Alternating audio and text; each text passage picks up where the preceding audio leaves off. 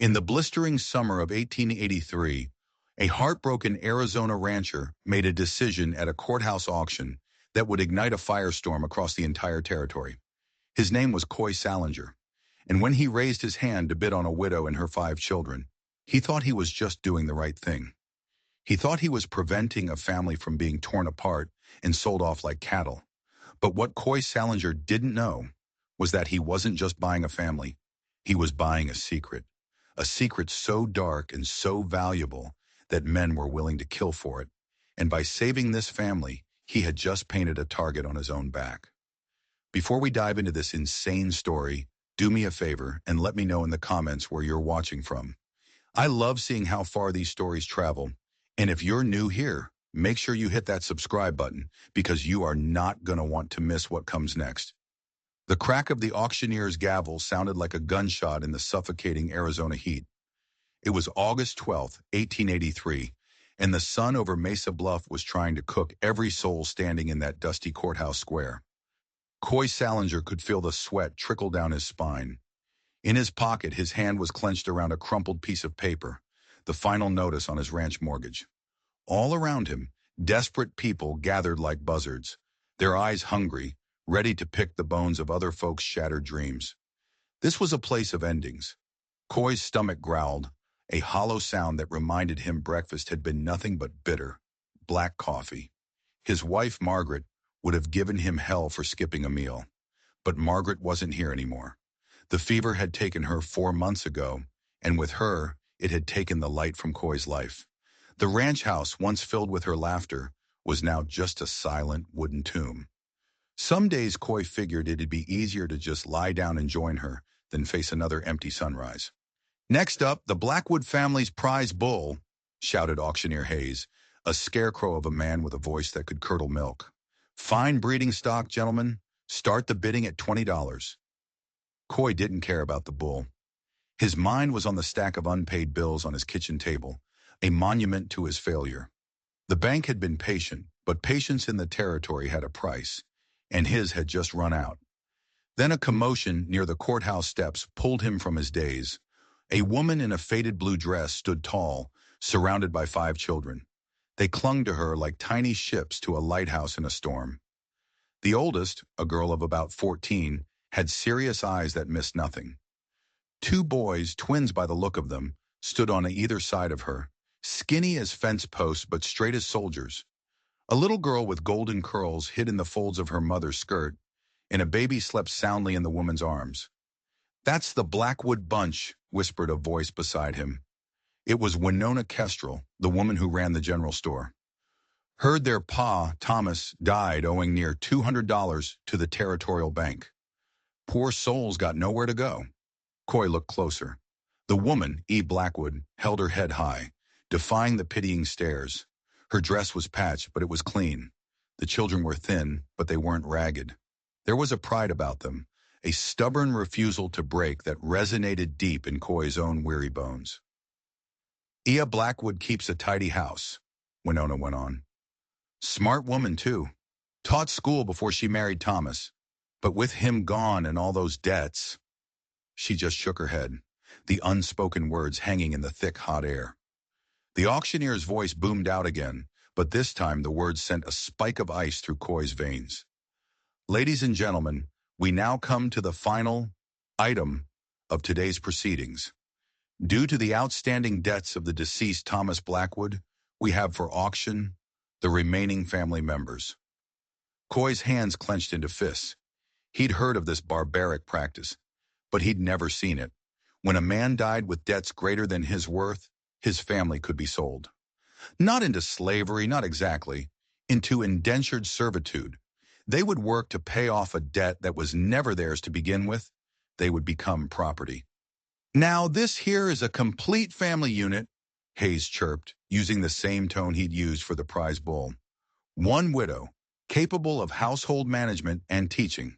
4 children, old enough for light work, and 1 infant. The opening bid is $50 for the entire lot." The crowd rustled, a wave of discomfort and morbid curiosity. This was the grim entertainment of the frontier. Coy felt a sickness rise in his throat. These were people. a mother, her children. $50, a rough voice called from the back. Coy turned. It was Jake Morrison, a rancher known for breaking his workers' spirits before he broke his horses. E. Blackwood's face went white as a sheet, but she didn't flinch. Her oldest daughter, Noli, he'd heard someone whisper her name, stepped closer to her mother, her young face a mask of fierce determination. It was a look Coy recognized. It was the same look Margaret used to get. 60, shouted another voice. Coy's jaw tightened. Tilden Rook, the biggest, coldest rancher in the territory. Rook owned more land, more cattle, and more souls than anyone else for 100 miles. It was said that when you went to work for Rook, you left a piece of yourself behind on his land. The baby in Ia's arms started to cry, a thin, helpless sound that cut through the noise of the crowd. 75, Rook called out, his voice slick with confidence. He sounded like a man who had already won. Coy's heart hammered against his ribs. His own problems, the ranch, the mortgage, the crushing loneliness, they all seemed to shrink in the shadow of the nightmare this family was facing. When he lost his ranch, he'd lose it alone. These people were about to be scattered to the wind, owned by a man with a heart of stone. He thought of Margaret. Good people gotta help each other, Coy. It's all we've got out here. He thought of the money in his pocket, the money he'd scraped together from selling his last 2 decent horses in Margaret's silver locket. It was supposed to be a last-ditch payment on his mortgage, a hopeless prayer. 75 going once, the auctioneer sang. Time slowed to a crawl. 75 going twice. Before his mind could catch up, before he could think about the consequences, Coy Salinger's arms shot into the air. 100, he shouted. The world stopped. Every single head in that courthouse square swiveled to face him. The silence was so complete, you could hear the buzzing of a fly. Coy felt 100 pairs of eyes on him, pressing down, judging him. He could feel the shock, the disbelief, the pity. Did Salinger just bid on that family? Someone whispered, loud enough for everyone to hear. The auctioneer blinked, stunned. $100, he repeated, as if tasting the words. Do I hear 110? Tilden Rook's icy eyes locked onto Coy from across the crowd. There was no anger in them, not yet, just cold reptilian calculation. Rook was a man who hated surprises, and Coy Salinger was a very big surprise. 125, Rook said, his voice flat and steady. A display of power. A warning. Coy's mouth was bone dry. He had exactly $137 to his name. $137 stood between him and total ruin. It was supposed to buy him one more month. One more month of lonely sunrises at his failing ranch. He glanced at E. Blackwood. For the first time, she was looking right at him. And in her eyes, he saw something that wasn't hope. It was fiercer than that. It was the desperate, blazing courage of a cornered animal, ready to fight to the death. He saw Margaret in her eyes. 135, Coy yelled, his voice raw. He just bet his entire world on a single, impossible hand. A gasp rippled through the crowd. That was a fortune. That was more money than most of them would see in half a year. Tilden Rook's jaw muscle twitched. It was a tiny movement, but Coy saw it. The first crack in the man's icy facade. Rook wasn't just a businessman. He was a king in his own small kingdom. And he did not like being challenged in his own court, especially by a broken-down rancher everyone knew was a week away from losing everything. 140, Rook bit out. The confidence was gone from his voice. Now it was just irritation. Coy's heart plummeted. It was over. He had $2 left. He had shot his shot, and it wasn't enough. He had failed. But then, something happened. Old Winona Kestrel, the store owner, stepped forward. She reached into her pocket and pulled out a worn billfold. Coy, she said, her voice quiet but firm enough to carry. I got $20 says you're doing the right thing here. She pressed the money into his hand. Before Coy could even react, another voice piped up. Make that 40. It was Doc Williams, holding out a wad of cash. Been owing you for that beef you brought my family during the fever. Call us even. Then it was a flood. Got 10 here, Coy. Count me in for 15. Here's 5. It's all I have, but it's yours. One by one, his neighbors, people he barely knew, people who were struggling just as much as he was, came forward. They pressed crumpled bills and loose coins into his hands. It wasn't charity, it was a rebellion. A small, dusty town standing up to the tyrant who loomed over them all. Coy stared at the small fortune growing in his palm, his throat tight with an emotion he couldn't name. He looked back at Rook. 160, he called out, his voice ringing with the strength of his community. Rook's face was turning a blotchy red. He scanned the crowd, and for the first time, he saw that he was alone. The faces staring back at him were cold, hostile. He had power, he had money, but in that moment, he had lost the people. 170, Rook snarled, but the words sounded weak, desperate. Coy looked at the money, then at the family. He thought of Margaret's Bible, of the stories she used to read about ordinary people doing extraordinary things. 200, Coy said, his voice clear and final. The crowd let out a collective, strangled gasp. $200. It was an astronomical sum, enough to buy a small farm outright. Rook stood frozen, his mind visibly racing, weighing the cost of victory against the humiliation of this public defeat. His pale eyes flickered from Coy, to the crowd, to the woman and her children. 200 going once, cried the auctioneer. Rook opened his mouth, then shut it again. 200 going twice. The silence was a living thing, stretching and twisting. The baby had stopped crying. The whole world seemed to be holding its breath. Sold! The gavel cracked down, and the sound broke the spell. The square erupted in cheers and applause. Coy Salinger just stood there, the money still in his hand, a strange ringing in his ears. The reality of what he had done crashed down on him. He had just spent his last dollar, and 100 more besides. He owned a family, and he had absolutely no idea what he was going to do next. E. Blackwood approached him, her children trailing behind her like a line of ducklings. She stopped a few feet away, her gaze steady, unreadable. Mr. Salinger, she said, her voice a low, fierce whisper, I don't know what you expect from us, but I want you to know we are not broken. We are not charity. We are a family that has had bad luck, and we will work to earn our keep. Coy looked past her, at the 5 young faces staring up at him. The serious girl, No Lee, the watchful twin boys, the little girl with the golden curls now peeking out with wide, curious eyes, the sleeping baby. He was in over his head, deeper than he'd ever been in his life. Ma'am, he said, tipping his hat, his voice hoarse, I expect you to make yourselves at home. Beyond that, I reckon we'll figure things out as we go. But as the wagon creaked away from Mesa Bluff, leaving the stunned face of Tilden Rook behind in the dust, Coy had a gnawing feeling in his gut. This wasn't over. He hadn't just won an auction. He had just started a war. The 8-mile journey to Coy's ranch was a quiet one. The silence in the wagon wasn't peaceful. It was thick with unspoken questions and heavy with uncertainty.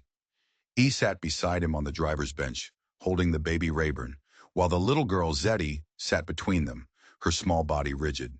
In the back, the twins, Jubal and Hobie, sat with their older sister Noli, their eyes scanning the harsh, beautiful landscape as if looking for threats. Coy kept stealing glances at them. A family, a real, living, breathing family was in his wagon, heading to his empty house.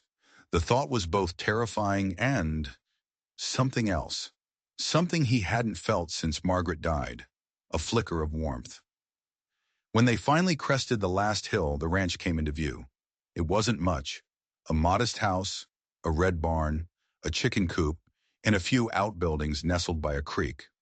But to the children it must have looked like a paradise. Oh my, Ia breathed, her voice soft with wonder. It's beautiful. It's not much, Coy said gruffly, suddenly self-conscious of the peeling paint and the leaky barn roof. Needs a lot of work. From the back of the wagon, Noli's clear voice cut through the air. It looks like a home. And for the first time in months, Coy Salinger allowed himself to wonder if maybe, just maybe, it could be one again. They spent the rest of the day in a whirlwind of awkward activity. EI, with an efficiency that amazed Coy, immediately took charge of the house, directing the children like a seasoned general. They swept floors that hadn't been properly swept in months, aired out musty rooms, and started a fire in the cook stove. The scent of baking bread soon filled the house, a smell Coy hadn't realized how much he'd missed. He watched them, feeling like a stranger in his own home. He felt a pang of guilt as he saw them scrubbing away the layers of dust and neglect that had accumulated since Margaret's passing. He had let things go. He had let himself go. That evening they ate together at the large kitchen table. The food was simple, stew and fresh bread, but it was the first real meal Coy had eaten in weeks. The children were quiet, polite, their eyes constantly darting towards him, trying to gauge the temperament of this strange man who now owned them. After dinner, E put the younger children to bed in the spare room. Coy found Noli on the porch, staring out at the star-dusted sky. She was holding a small, worn leather pouch in her hand, clutching it so tightly her knuckles were white. "You're a long way from home," Coy said, leaning against a porch post. She didn't look at him. "We don't have a home anymore."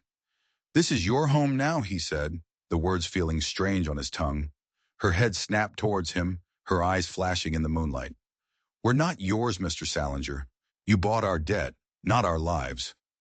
There was a fire in this girl, a defiant spirit that reminded him so much of Margaret. He found himself respecting it, even as it was directed at him. "I know that, Noli," he said softly. "I don't want to own anyone." She seemed to consider this, her gaze softening for just a fraction of a second before the hard mass slipped back into place. She clutched the leather pouch to her chest and went back inside without another word. Coy stayed on the porch for a long time, listening to the unfamiliar sounds of a house full of people. The quiet murmur of Ia humming a lullaby, the soft cough of one of the twins. It was nice. But as he finally turned to go inside, he saw a flicker of light on the horizon. A single rider, moving fast, coming from the direction of Mesa Bluff. And his blood ran cold. He knew who it was. Or rather, who it was from. Rook. The man wasn't going to let this go. He went inside, quietly checked that his rifle was loaded, and sat in a chair by the window, waiting for the sun to rise. He had a terrible feeling that the auction had just been the opening skirmish. The real battle was about to begin, right here on his own land. The next morning the rider arrived. It was one of Rook's foremen, a man with a scarred face and dead eyes. He didn't dismount, just sat on his horse, looking down at Coy with a smirk. "Morning, Salinger," he said, his voice like gravel. "Mr. Rook sent me. He's a reasonable man. Knows you acted in the heat of the moment yesterday. He's willing to take that purchase off your hands. For a profit, of course. $300. Cash." It was more than Coy had seen in a year. Enough to pay off his mortgage and then some. Enough to be free. All he had to do was sell a family. From the corner of his eye, he saw the curtain in the kitchen window twitch. They were watching, listening. "You can tell Rook the family's not for sale," Coy said, his voice even. The foreman's smirk widened. "That's a shame. Mr. Rook don't like being told no. He always gets what he wants, Salinger, one way or another."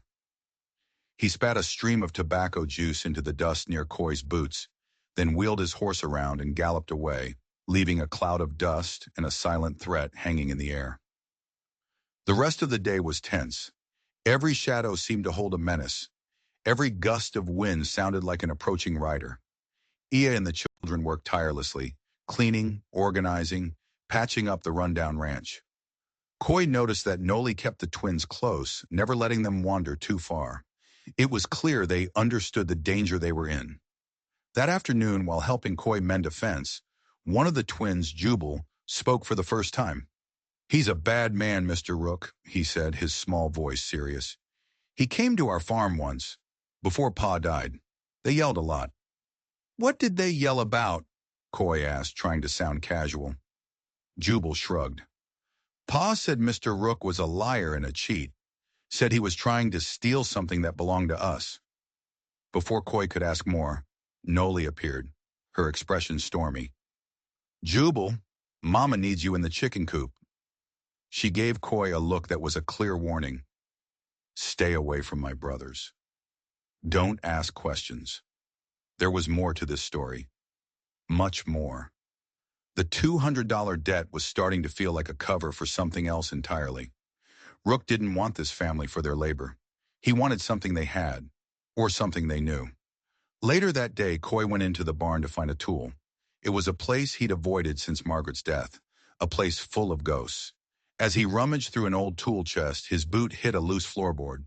Curious, he pried it up, and his heart stopped. Beneath the board was a small, locked metal box.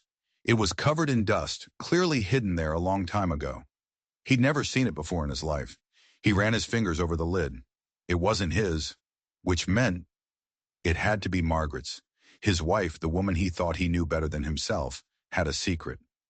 He took the box back to the house, his mind reeling. What could be inside? Old letters, money she'd saved, money. He sat at the kitchen table staring at the box when Ia walked in. She stopped dead in her tracks, her eyes wide with shock. She wasn't looking at him.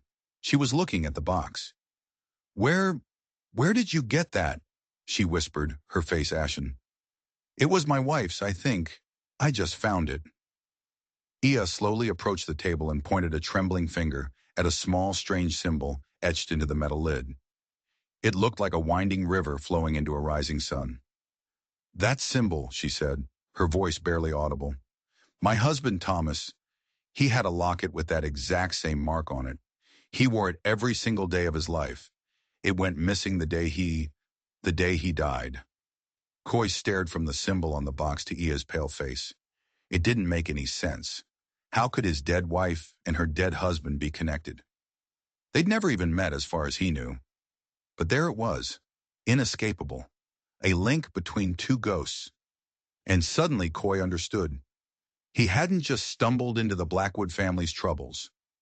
He had been a part of them all along. That night the war began. It started with the smell of smoke. Coy shot out of bed, his heart pounding. He grabbed his rifle and ran outside. The side of the barn was on fire. It wasn't a big fire, not yet, but it was growing fast, licking its way up the dry, weathered wood. It was a diversion. He spun around just in time to see two shadowy figures trying to pry open a window to the house. They weren't trying to burn them out. They were trying to get inside. They were looking for something. Get the children out of the house, to the creek! Coy roared at Ia, who had just appeared on the porch, her face a mask of terror. Then a shot rang out from the darkness. Not from the intruders, from the house. One of the men at the window grunted and fell back, clutching his arm. Coy stared in disbelief as Noli appeared in the doorway, an old hunting rifle pressed to her shoulder, her eyes blazing with a cold fury that was terrifying in a 14-year-old girl. She wasn't just a protective sister. She was a fighter. The second intruder fired back wildly, the bullet splintering the porch post next to Coy's head. Coy raised his own rifle and fired, the shot echoing through the valley. The man yelped and scrambled away into the darkness, dragging his wounded partner with him. The immediate danger was over. Coy and the twins, who came running with buckets of water, managed to beat out the fire before it consumed the whole barn. But the message was clear. Rook wasn't making offers anymore. They gathered in the kitchen, the air thick with the smell of smoke and fear. The baby was crying. Zeddy was sobbing quietly in her mother's arms, but the older children were silent, their faces grim. They were after the box, Coy said, looking at Ia. She nodded, her hands trembling. I think it's time I told you the truth, Mr. Salinger. The whole truth. And so the story came pouring out. Thomas Blackwood wasn't just a simple farmer. He had a side job as a surveyor for the railroad. A few months before he died, while surveying a remote stretch of territorial land, he'd found it. The kind of discovery men dream of. A massive, unrecorded vein of silver. A fortune that could make a man a king. But Thomas knew that a discovery that big would attract sharks. Men like Tilden Rook. So he got clever. He created two maps. One was a fake, showing a modest, barely profitable claim. The other was real. He sold the fake claim to a group of investors, Tilden Rook among them. They gave him a hefty sum, thinking they were getting a good deal. Thomas used that money to secretly file the real claim and planned to take his family far away from Arizona. But Rook was no fool. He must have sent his own man to check the claim, and when he found out he'd been double-crossed, he went after Thomas. I think Rook killed him, Ia whispered, tears streaming down her face. He made it look like an accident, a fall from a horse, but I know he was murdered. Then the debt appeared. $200, owed to a bank that Rook controls. It was all a lie, a way to get his hands on us. He thinks Thomas told us where he hid the real map. Coy's mind was spinning. A silver mine. This was never about a debt. It was about a treasure. But that didn't explain the biggest mystery of all. What about my wife? Coy asked, his voice low. What about the box? Ia shook her head. I don't know. I swear to you, I've never heard of your wife, Margaret. But Coy was starting to remember things. Small things he hadn't thought about in years. Margaret, before they were married, had worked as a clerk in the Territorial Land Office. She knew the maps, the laws, the claims process better than anyone. She always complained about the corruption, about how men like Rook use their money to cheat and steal land. He grabbed a hammer and a chisel from the toolbox. He had to know. He placed the chisel at the seam of the locked metal box and brought the hammer down. The lock snapped. He lifted the lid. His breath caught in his throat. Inside there was no money, no jewels. There were letters, and a legal deed. He picked up one of the letters, his hands shaking. The handwriting was Margaret's, but it wasn't addressed to him. It was addressed to Thomas Blackwood. Dearest cousin Thomas, it began. Cousin. Margaret and Thomas Blackwood were cousins. They had been working together from the very beginning. She was the inside man, the one who knew how to navigate the corrupt system. She helped him file the real claim under a false name, hiding it where Rook would never think to look. The deed in the box, it was the legitimate, legally filed claim to the entire silver mine. Margaret had hidden it on their own property, the safest place she could imagine. His quiet, gentle wife had been part of a massive conspiracy against the most dangerous man in the territory. She had been protecting this family all along, and he never knew. He looked up at Ia and her children. They weren't strangers he had saved out of pity. They were Margaret's family. They were his family. But then Noli spoke, her voice trembling. The map. The box was supposed to have the map. Coy looked through the papers again. There was no map, only the deed. Wait, Ia said, her eyes fixed on Noli. The locket, Papa's locket. He gave it to you, didn't he? The day he died. I saw him. Noli's face crumpled. She finally reached into her dress and pulled out the small, worn leather pouch Coy had seen her clutching. With trembling fingers, she opened it and tipped the contents into her palm. A silver locket etched with the symbol of the winding river and the rising sun. It wasn't a locket for a picture. With a click, Coy opened it.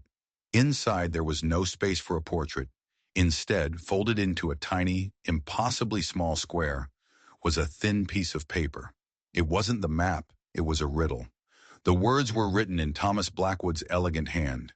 Where the sun goes to sleep, and the canyon walls weep, beneath the stone that kisses the sky, my legacy and your future lie. They stared at the cryptic lines, a wave of despair washing over them. It was a child's rhyme, a puzzle. Rook and his men were out there, ready to tear the ranch apart to find what they were looking for, and all they had was a poem.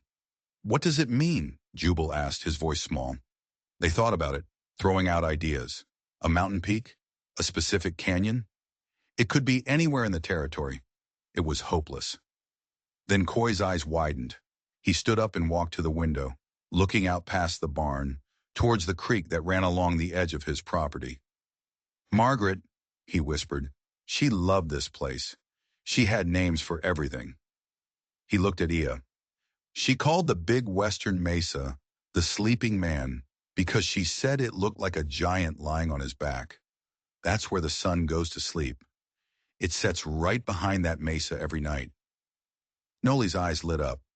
And the canyon walls weep. A waterfall? There's a small one, Coy said, his heart starting to race. Along the creek. It's mostly dry this time of year, but after a rain, the water runs down the rock face. It looks like the canyon is crying. Beneath the stone that kisses the sky, Eve finished, her voice full of awe, there's a tall, thin rock formation right next to the waterfall, a spire. Margaret used to say it was trying to kiss the heavens. It wasn't just anywhere in the territory. It was here, on his ranch. The map was hidden right under their noses the entire time. Margaret and Thomas had chosen this place. His home. Her home. They had to get there. Now. But as they burst out the door and ran towards the creek, a voice, cold and familiar, stopped them in their tracks. "I wouldn't do that if I were you, Salinger." Tilden Rook stepped out from behind the barn, a pistol in his hand. He wasn't alone. A half-dozen of his men emerged from the shadows, rifles leveled at the family. They were trapped. "It seems my invitation to the party got lost," Rook said with a cruel smile. "Now, be a good host and tell me what you found." But how? How did he know? How did he know to be here, right at this exact moment? It wasn't possible. Then another figure stepped out from behind Rook. A man they all recognized. A man who had pressed money into Coy's hand at the auction. A man who had called him a hero. It was Doc Williams. "I'm sorry, Coy," the doctor said, not looking sorry at all. "But business is business." The betrayal was a physical blow, more painful than any bullet. The kindly town doctor, the man who had helped him, had been a snake in the grass all along. He must have been one of Rook's original partners, cut out of the deal and looking for a way back in. He'd used the auction, used Coy to get close to the family, to find the map for himself. "The locket," Rook demanded, his eyes fixed on Noli. "Give it to me." Noli clutched it to her chest, her small body shaking with defiance. "Give it to him, sweet girl," Ia said softly, her eyes filled with a terrifying calm. "It's all right." With tears streaming down her face, Noli handed the locket to one of Rook's men, who passed it to his boss. Rook read the riddle, a greedy smile spreading across his face.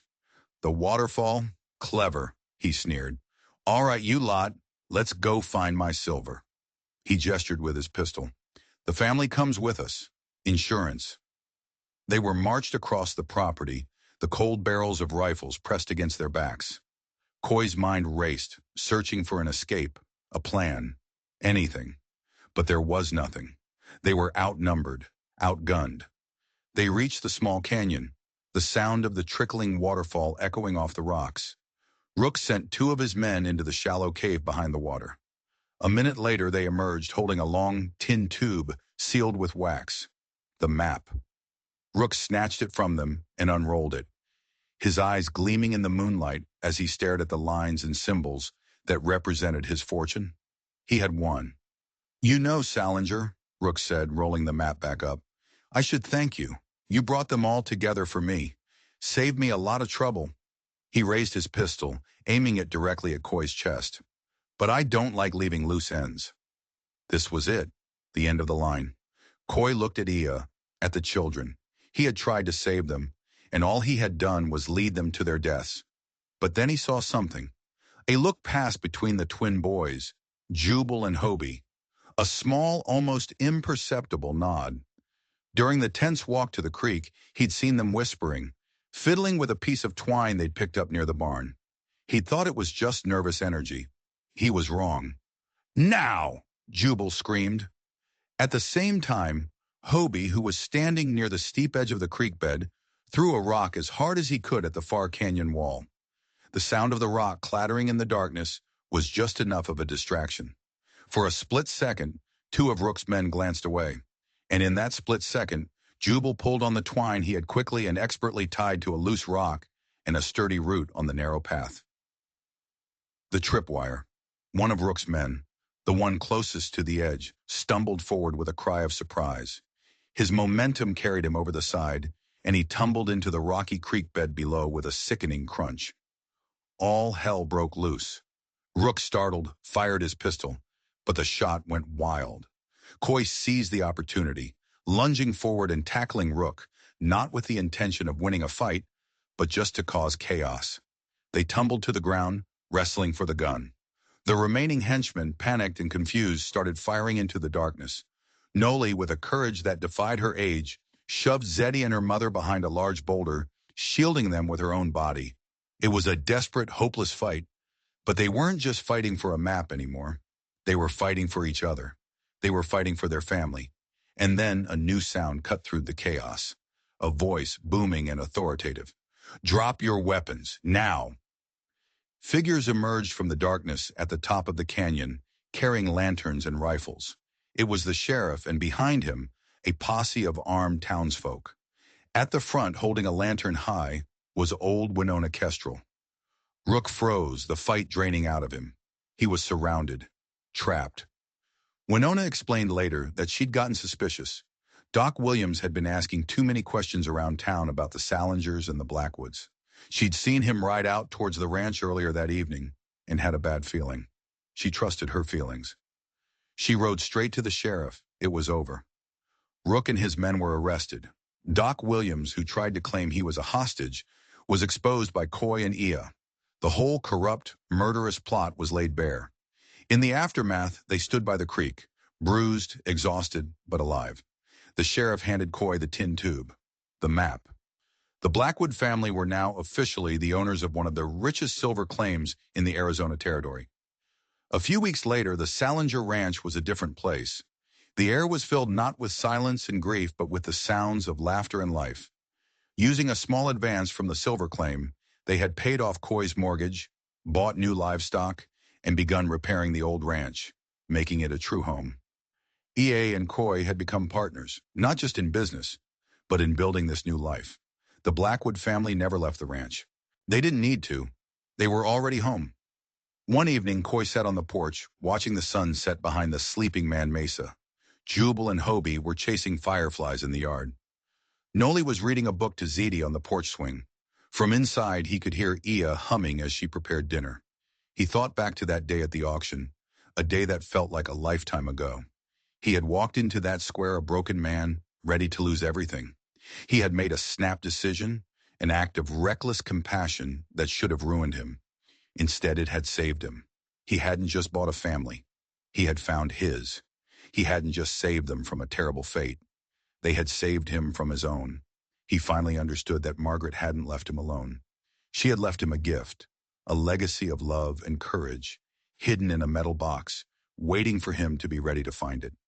The Salinger Ranch became a legend in that part of the country, a story they told their children about how a single act of kindness in the face of darkness can change the world. It's a reminder that the greatest treasures aren't buried under the ground, but are standing right beside you. If this story touched your heart, do me a huge favor and smash that like button and make sure you're subscribed. And hit that notification bell, because the story I have for you next week is one you truly have to see to believe. Thanks for watching.